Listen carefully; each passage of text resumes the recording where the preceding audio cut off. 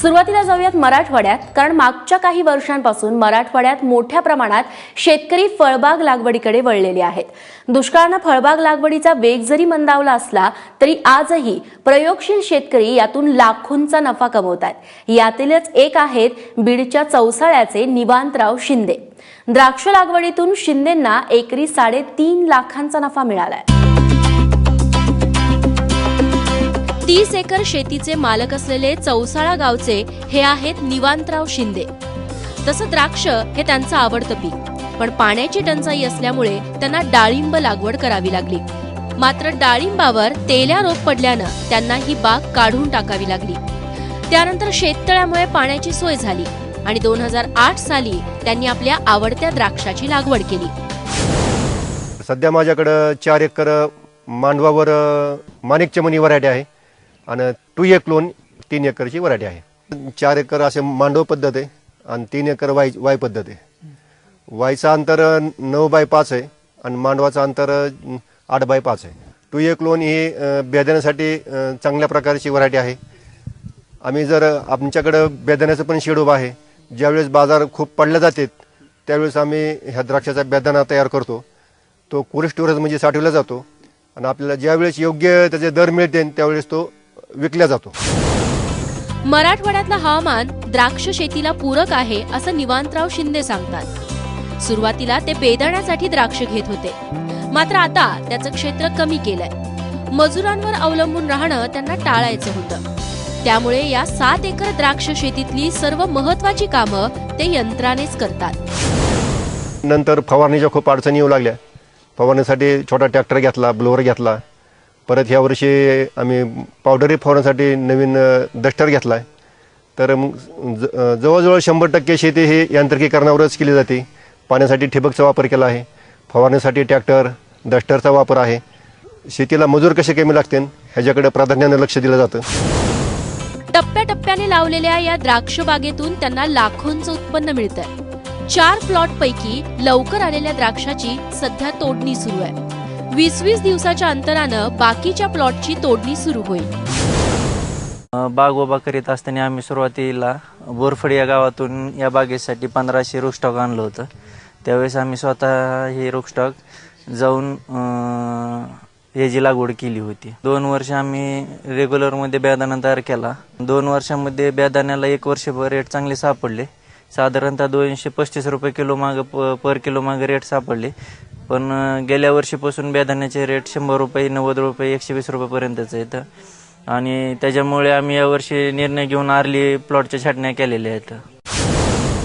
फळबाग लागवडीसाठी शासन वेगवेगळ्या योजना राबवतं. याच योजनेतून शिंदे यांनी आपल्या शेतात शेततळ घेतलंय.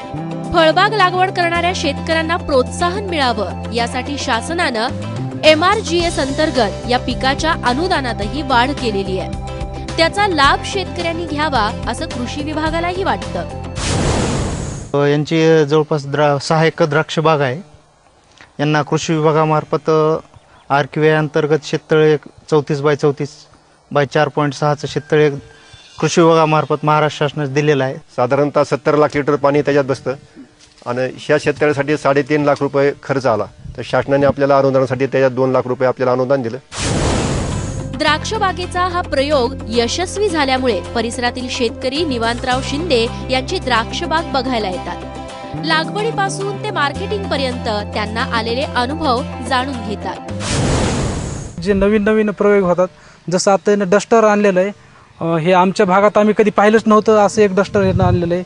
1.25 लाख रुपये किमतीचं जवळपास ते डस्टर आहे आणि छोट्या ट्रॅक्टरला ॲडजस्ट करून ते पावडर फवारणीसाठी त्याचा वापर केला जातो. शेततलाव असल्यामुळं योग्य नियोजन आणि पुढच्या उन्हाळी भारासाठी सुद्धा त्यांना जे पाणी स्टोरेज केलेलं आहे ते शाश्वत पाणी म्हणून आता ते उपलब्ध आहे त्यांच्याकडं. द्राक्षाला जर मार्केट नसेल तर इथं बेदाणा म्हणजे मनुका तयार करून तो विक्रीचा आणि तो स्टोरेज करण्याचं सगळी यंत्रणा यांच्याकडे आहे. आणि गेली 5 वर्ष झालं याच्यामधून 100% त्यांना नफ्याचं पीक म्हणून या ठिकाणी आणि शाश्वत पीक म्हणून या ठिकाणी हा प्रयोग केलेला आहे. 4 वर्षाच्या दुष्काळाने बीड जिल्ह्यातल्या फळबागांचं मोठं नुकसान झालं होतं. मात्र उपलब्ध पाण्यावर शिंदे यांनी द्राक्ष बाग जोपासली. बेदाण्याला दर मिळाला तेव्हा बेदाणे केले, त्यात चढउतार सुरू झाले की आपल्या नियोजनात बदल केले. याचाच फायदा त्यांना होतोय. आज या द्राक्ष बागेतून एकरी 3 ते 3.5 लाख रुपये निव्वळ नफा मिळतो असं ते सांगतात. 7 एकरामध्ये 4 प्लॉट केलेले आहेत आणि पहिला प्लॉटची आमची 15 ऑगस्टची छाटणी आहे. त्याच्यानंतर 20-20 दिवसाचे प्लॉटचे टप्पे आहेत. 15 ऑगस्टचा प्लॉट आहे ते सध्या हार्वेस्टिंगला चालू आहे. तो हार्वेस्टिंगला सध्या बीड आणि औरंगाबाद या 2 ठिकाणी नेला जातो. तर ते साधारणतः 10 किलोला आम्हाला रेट 55 ते 60 रुपये किलो मागे भेटतात. साधारणतः हा सीझन आमचा 2.5 महिने चालतो वर्षामध्ये हार्वेस्टिंगचा.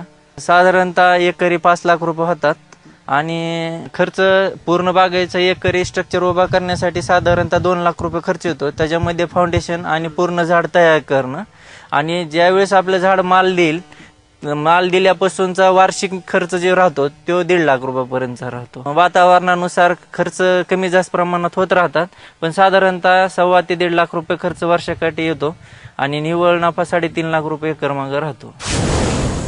इतर फळ पिकांपेक्षा द्राक्षाला पाणी कमी लागतं असं निवांतराव शिंदे सांगतात. आधुनिक पद्धतीनं या पिकांचं व्यवस्थापन केलं तर त्यातून चांगलं उत्पादन घेता येतं. शिंदे यांचा द्राक्षमळा बघून बीडमधले इतर शेतकरी देखील आता द्राक्ष पिकाकडे नफा देणारी फळबाग म्हणून बघू लागले. गोविंद शेळकेसह ब्युरो रिपोर्ट, एबीपी माझा, बीड.